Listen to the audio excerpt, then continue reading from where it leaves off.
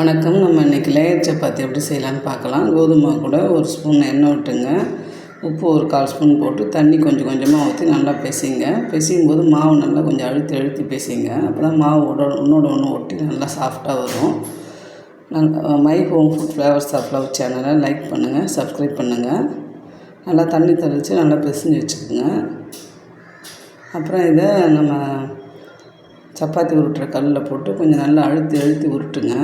இது மாதிரி விட்டிங்கன்னா சப்பாத்தி நல்லா சாஃப்டாக வரும். இது எங்கள் அப்பா அப்படி தான் சொல்லி கொடுத்தாரு. நான் ஊரெல்லாம் வைக்க மாட்டேன். இதுமாதிரி நல்லா அழுத்தி பண்ணாலும் சரியாயிடும். அதுக்கப்புறம் ஒரு கத்தி வச்சு அழகாக இது மாதிரி ஸ்லைஸ் பண்ணிவிட்டு மாவில் 2 பக்கமும் தொட்டு வச்சுக்கோங்க.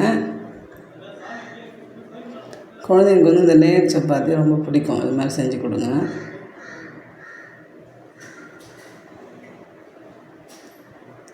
இது மாதிரி தொட்டு எடுத்துகிட்ட பிறகு இதை ஒன்று ஒன்றா அழகாக திரட்டிக்குங்க. ஃபஸ்ட்டு திரட்டிட்டு ரவுண்ட் ஷேப்பில் 2 பக்கமும். இதுக்கு கோதுமைக்கு இது சப்பாத்தி பரட்டும் போது எவ்வளோ நேரம் மாவு நீங்கள் சேர்த்துக்கலாம். திரட்டி முடிச்சுட்டிங்களா 2 பக்கமும். அப்புறம் ஒரு 1/4 ஸ்பூன் எண்ணெய் சும்மா கொஞ்சமாக விட்டு 4 அப்படி மடிச்சுக்குங்க. மடித்து தேய்ங்க. இப்போ பாருங்கள் இன்னும் நல்லா லகுவாக வரும். எண்ணெய் விட்ட உடனே எண்ணெய் கம்மியாக விடுங்க, ரொம்ப நிறையா விட வேணாம். இது மாதிரி எல்லா சப்பாத்தியும் நீங்கள் உருட்டி எடுத்துக்கோங்க. தோசைக்கல் வச்சு ஃபஸ்ட்டு 2 பக்கமும் எண்ணெய் விடாமல் வேக வைங்க திருப்பி.